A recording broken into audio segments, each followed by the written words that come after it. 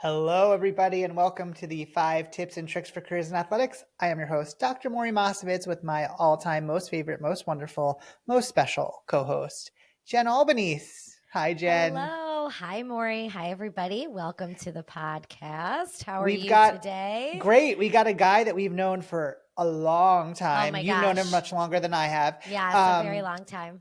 Coming to podcast, Joe Tesori. His dad is a Hall of Fame golfer. He's kind of followed in those footsteps, doing stuff with golf, and a coach, and just has a lot of insight on doing some different things in the world of golf. So I'm looking forward to hearing his tips and tricks coming up here. You know, golf is one of my faves, so I'm excited for this conversation, and he's the best. So we're excited to chat with him. So okay, so I have a serious question for you. Ready? Okay, yeah. Did you know you were getting a sixth of a cow this Sunday?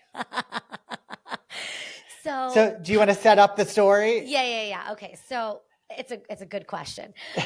So our father-in-law and mother-in-law decided to buy a portion of a cow, and I guess it's common for people to do that, like to just not for you. It's not common to you. No, I've done that before.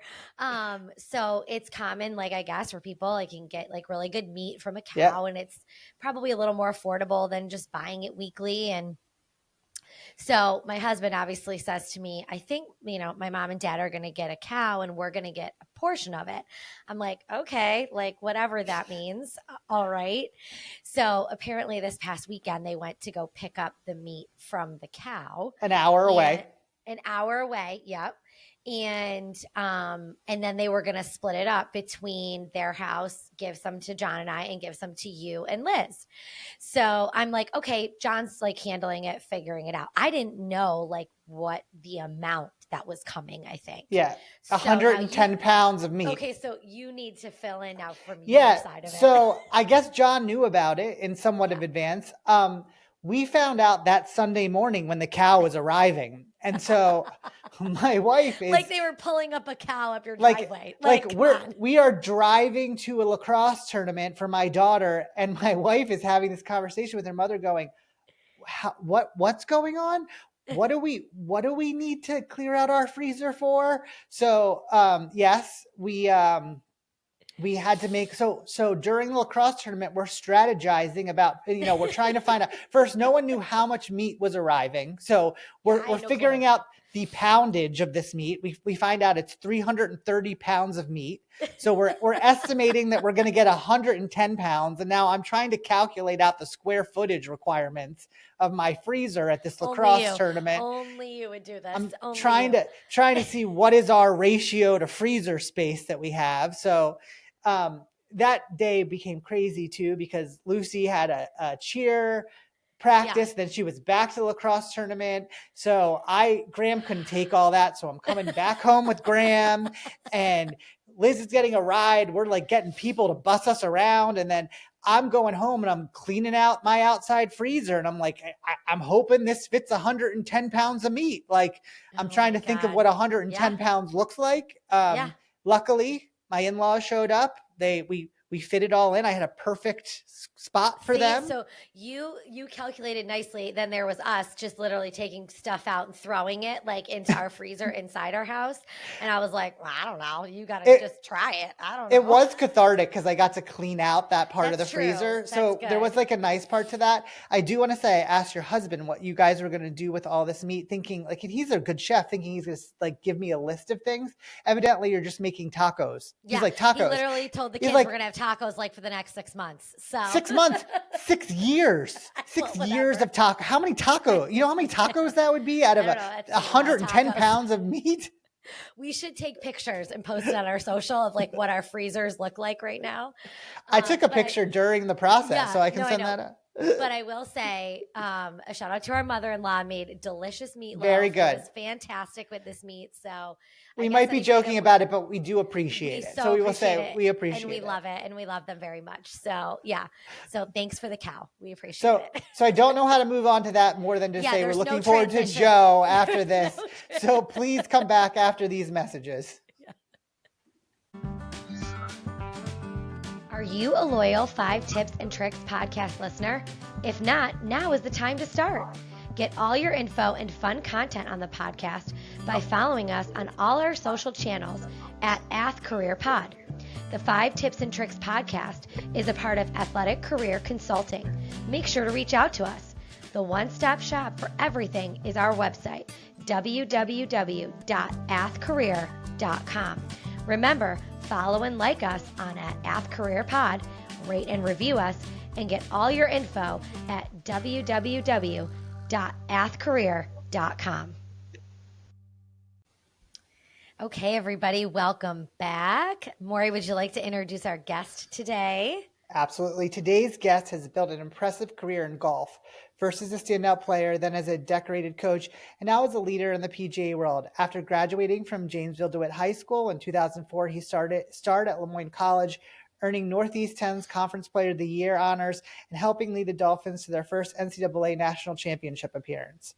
He went on to earn his master's from Cortland State in 2012 and coached the women's golf team there for 8 seasons. Under his leadership, the program set 8 school records, made its first trip to the NCAA Championship, and he was twice named Coach of the Year.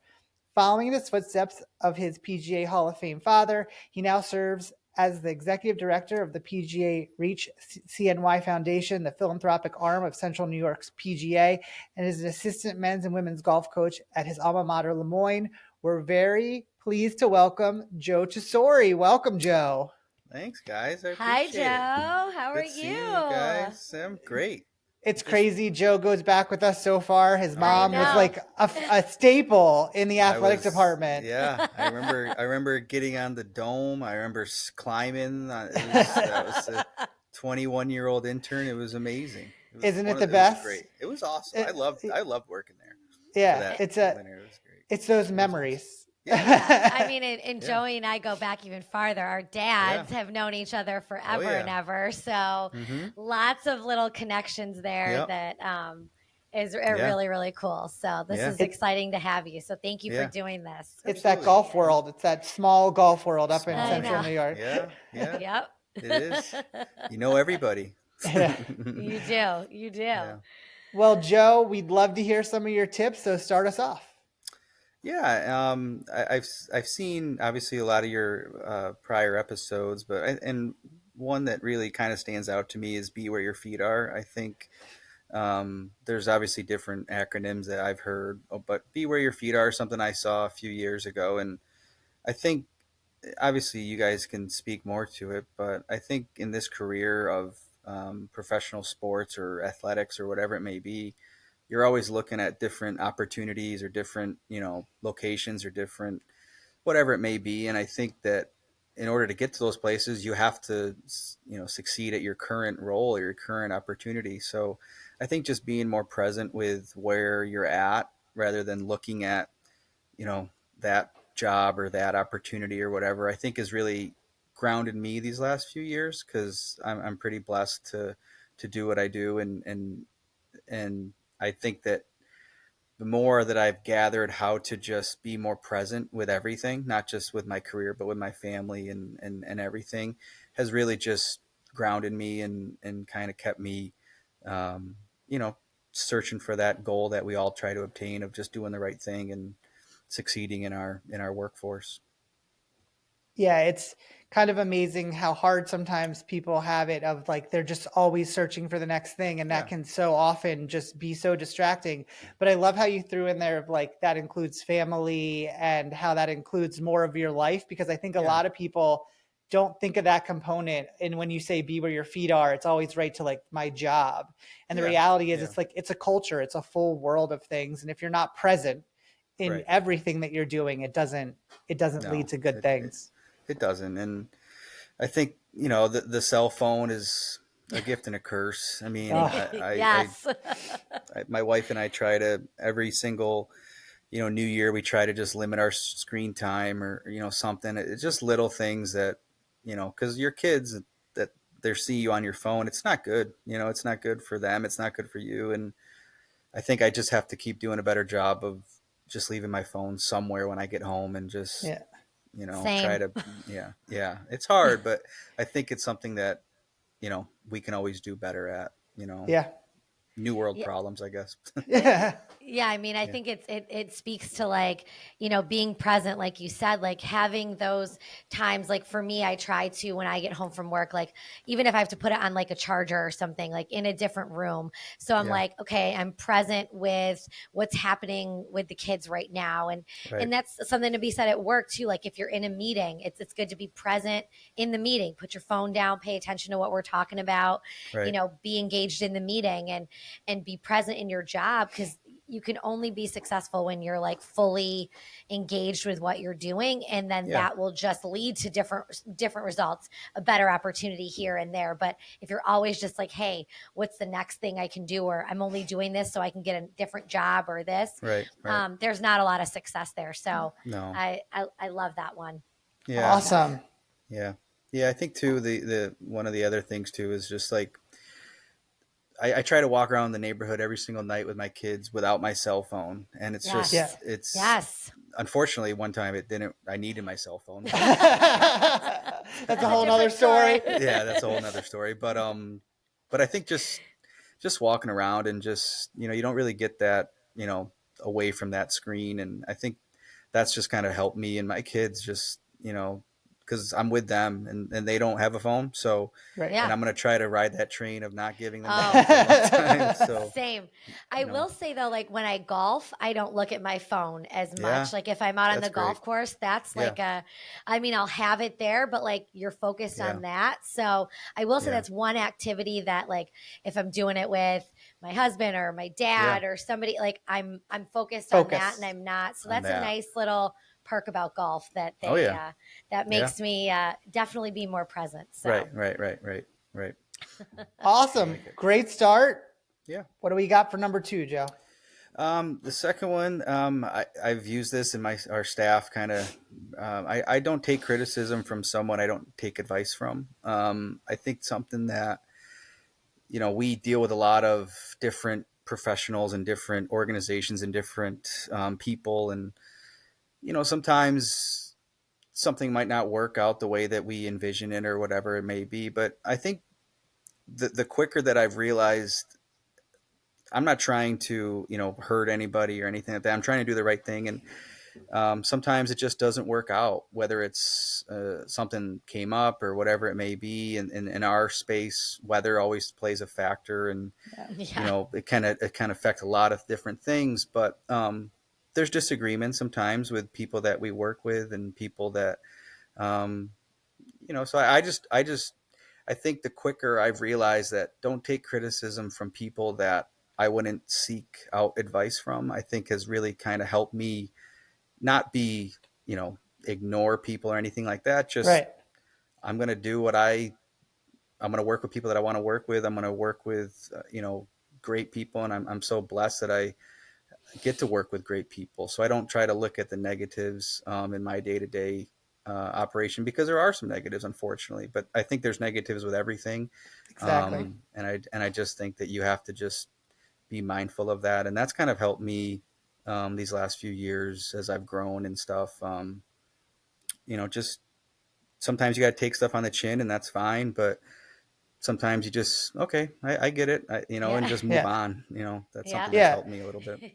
You can take it constructively, but don't have to internalize it. Like all those times it's like, okay, well, my mentor saying, hey, this is something you really should think about, is very different than a person that has no knowledge of whatever we're doing or doing this stuff and just kind of wants to be that kind of nagging factor or doesn't really want to work to stuff. And you have to weight those things a little bit differently, because I think you're right. If you listen to every person that's going to criticize things, especially in, like we were talking about, social media and phones, like if you take all this feedback and say, okay, this is what it is, there's just a lot of noise. And sometimes you have to sort through that. And it's good to kind of understand it. But if you, like you said, bring it to heart or internalize it, I just don't think it has the value that you're expecting.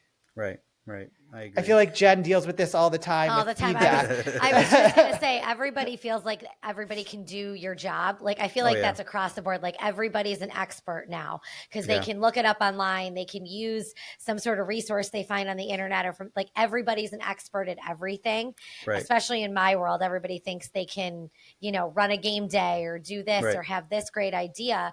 And you just have to take everything with a grain of salt. Like, Yeah. I just take it, Everything. like, I take it all in. Oh, thank you for that feedback. Thank you for that feedback. And then, Yeah. Yeah. it's like you can pick and choose what you feel like really makes an impact, or, hey, that's not a bad idea.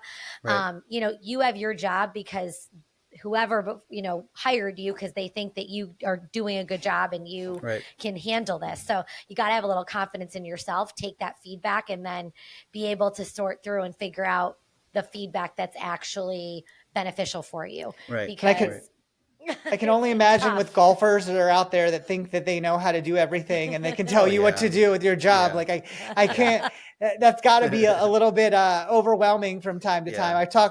I talked to a Yeah. few greenskeepers that are like, oh, Oh, it's yeah. can be pretty tough. Yeah. Yeah. I think what's hard with our jobs is I work with, we have 160 odd PGA members in our section, and I'm a PGA member, and we run tournaments, we run events, we run initiatives, we run programs, whatever it may be, and everybody else is a PGA member. So if they might think they know how to do it better than we do, and that's fine. But there's no ill will with anything. It's just, I think the quicker that we're all on the same, path together as our staff, or, whatever it may be, is better for everybody. But I always try to just, sometimes my staff gives me a hard time about it, but I just, if people treat me the right way, and I'm going to treat them the right way. Right. I don't dive into he said, she said. If somebody's nice to me, then I'm going to be nice to them. And I think that's something that has really helped me over the years. I try to see positives in people. I Yeah. know that, in coaching, especially, like my, nobody tries to make a triple bogey. Nobody tries to make it. Nobody tries to maybe, three but- putt. Maybe, but maybe that's the best they can do. Yeah, Joe. yeah. That's true. That's true. That's a good point. So I take that back. But I'm really talking about me. Let's be honest. Yeah, but nobody tries to three putt from 10 feet. And Correct. I think the quicker that, as coaching or whatever it may be, just understand that, like, that's, I think, has really helped me just grow as a coach, and and obviously now as an executive director of a foundation. Just, we deal with a lot of different people, and sometimes their vision just might not be the same as yours, and that's okay. Yeah. That's okay. I think that's something that's helped me a little bit. Yeah. Awesome. Okay. Number 3. Yes. Number 3. Yeah. Number 3. I think this one is, I just ask questions, just have humility, just have an open mind. An open mind is something that I think these last 3-4 years I've really dived into a little bit more so than my prior years. Everybody thinks they know everything, and I think the quicker I realize to just ask for advice, just ask for help. Just, I mean, you guys deal with a lot of interns, and we deal with a lot of interns, and I think that something that I struggle with our interns is they're afraid to ask those questions, or they're afraid to just, I can't stand when, if you don't know the answer, don't give it, just Right. Don't make it up. Just don't make it up. Because you're going to create so many more problems. And if you don't know the answer, it's just have humility with it. It's okay. We work with a lot of committees, a lot of people, and a lot of people older than me. And, like with Jen, your dad, they've been around the block. They know what's going on. They know. So, and to be honest with you, they love those calls. They love, oh my God. Yes. It's, so you're not, I just think that the quicker that we've understood how to just, hey, what do you see there? What would you do this way? Would you do that way? It might be a completely different perspective, but if you just have that open mind with it, you might open a can of worms that you never thought you could, in a positive way, in a positive way. And that's what I think, just having a little more humility in our day-to-day life has really helped me just grow and just kind of lean on people a little bit more than I have, because people are there to help.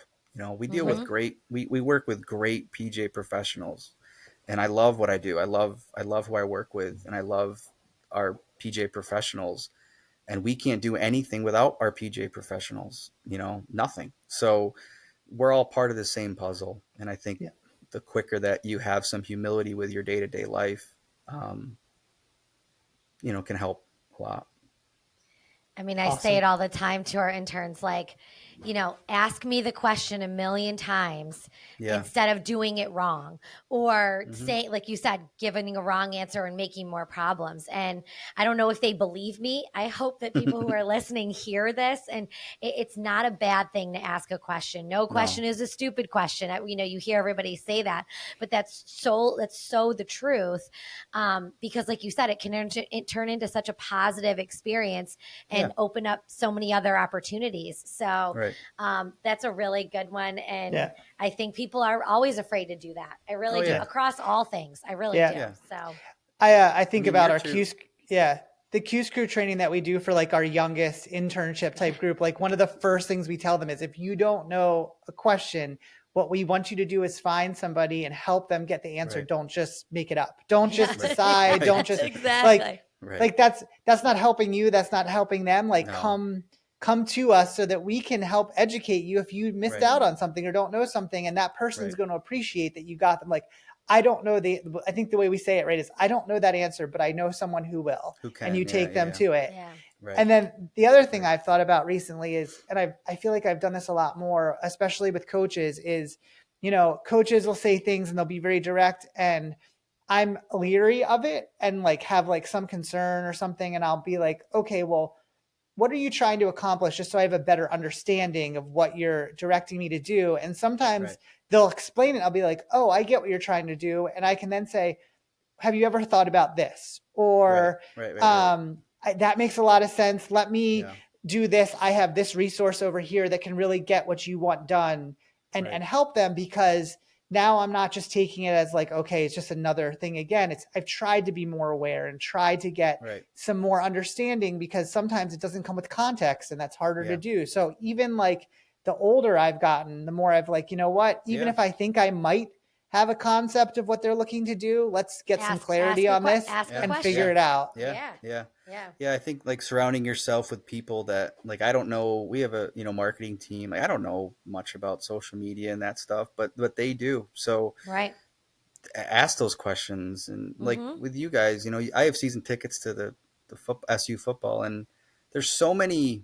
You guys do an amazing job, and there's so many. The chain of command is so, like, the first quarter, second quarter, halftime, third quarter. and to the consumer, it just, oh yeah, that's good, that's cool, but like for you guys, there's so many check boxes, and if you give that wrong answer, it affects everything, and it affects so many problems, and now you're affecting the consumer. So I mean, you guys do an amazing job, and it's just, I don't think people that don't work in athletics or don't work in professional sports or whatever realize, they just see the end product. They don't realize 8 months prior you're planning.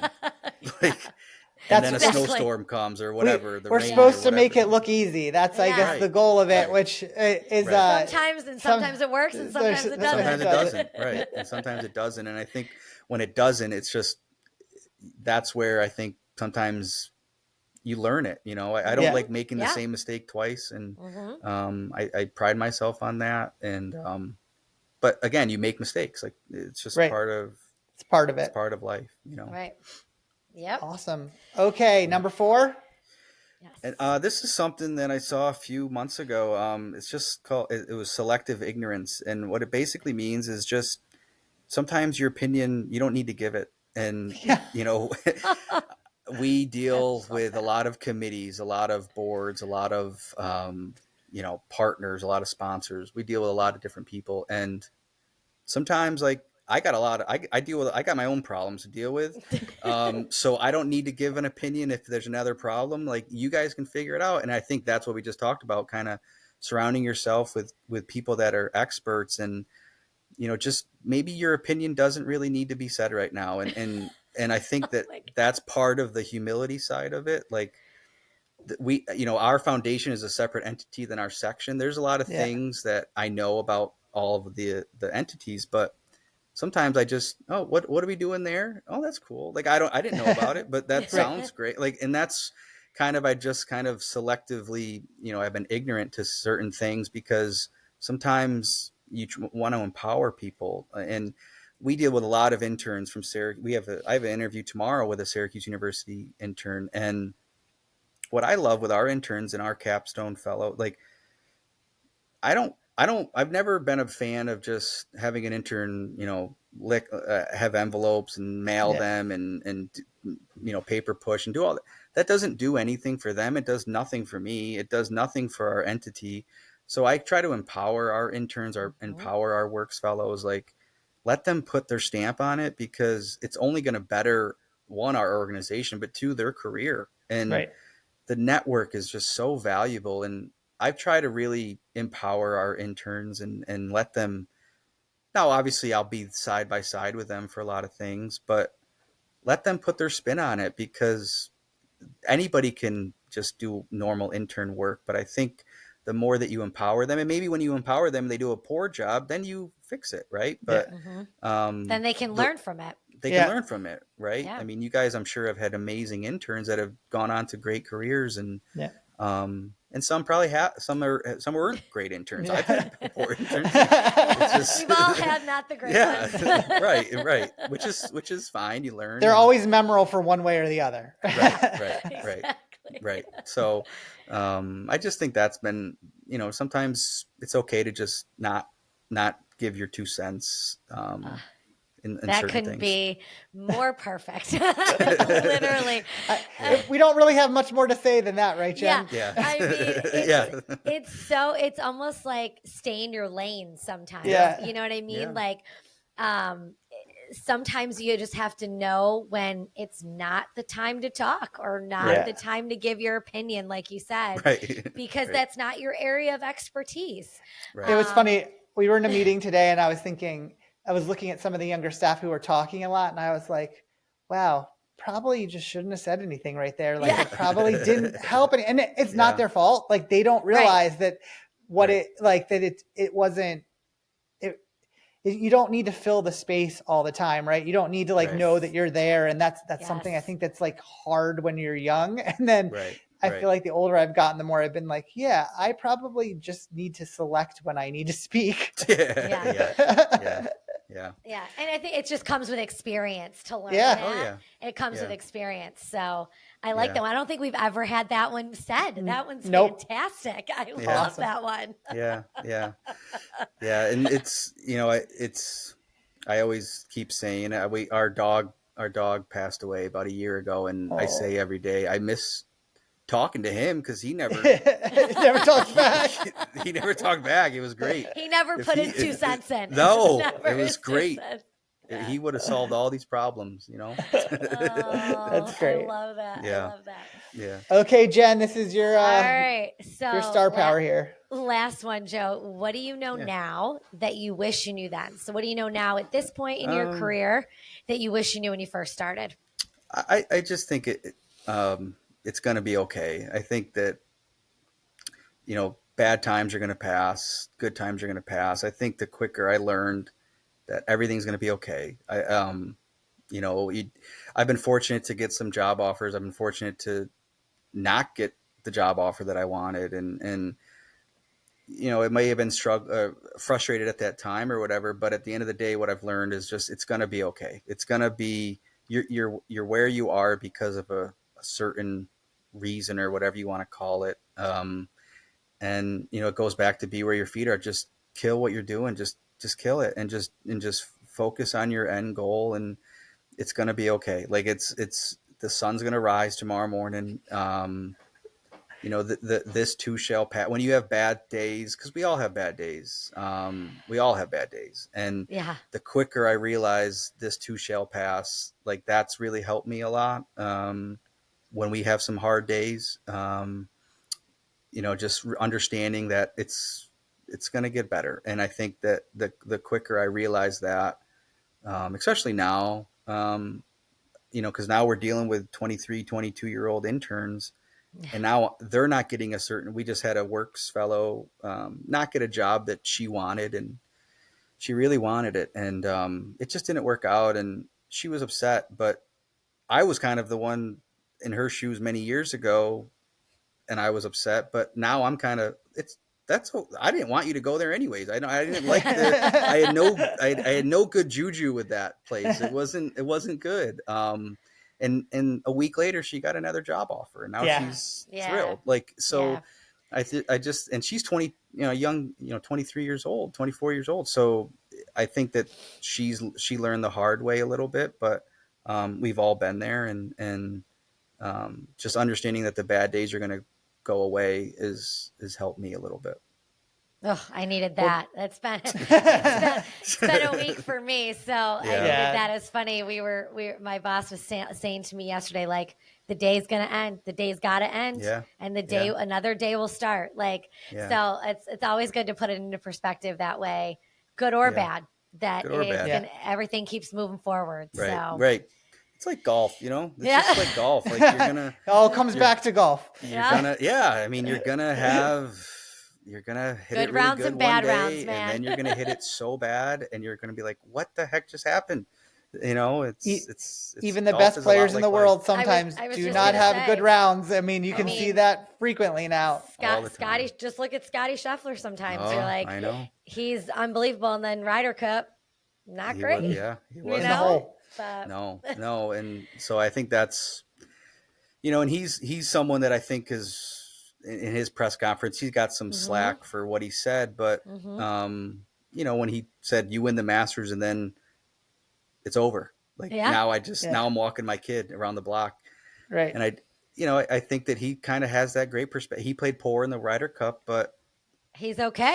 He's okay. He's okay. There's going to be another tournament. There's going to be another thing around the bend. Right. He knows that this too shall pass. Like we'll move on to the next thing. So it's funny that you say that, because if you're an athlete and you take that mentality that a lot of athletes have to have on the field, your goalie, you let one in, you got to get back in there and hold it. Let it go. Yeah. You got to let it go. You're on an attack, on a line, on whatever sport, and you try to make a shot. You got to try and make that next one. And it's the same thing. It's the next time around, it could be different. You got to let it go beyond and get to the next part. So that's awesome. So bring it all back to sports, and there we go. I love it. It all comes back around. It all comes back, Joe, thank you so much for being here. It's great to see you.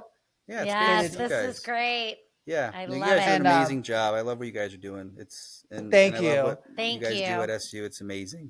Thank you. You guys are rock stars. So I appreciate you guys having me on this. Thank you. Well, we thank you for doing this. Please tell Mom and Dad I said hi. Yeah, absolutely. Say hi for us. We miss your mom so much. Tell her that we miss her so much. Yeah, I saw Pete the other day. Pete, so it's good seeing everybody. Yeah, there you go. I will. Always holding it down up here. Yeah. I love it. I love it. Well, thanks everyone for joining. Please make sure to check out our socials. Jen, you want to tell where people are to find us? Yes, make sure everybody's following us on all their social channels at AthCareerPod. And a new episode drops every Tuesday. So make sure you're listening and watching and liking and sharing and everything. We appreciate all the support. And thanks for listening, everybody. Bye. Bye. So see you guys. If you like the 5 Tips and Tricks podcast, make sure to subscribe on your favorite podcast platform. You can rate and review us, including questions that may be answered on future episodes. The 5 Tips and Tricks podcast for careers in athletics is part of Athletic Career Consulting. Check us out at www.athcareer.com. Don't forget to follow and like us on your top social media platforms.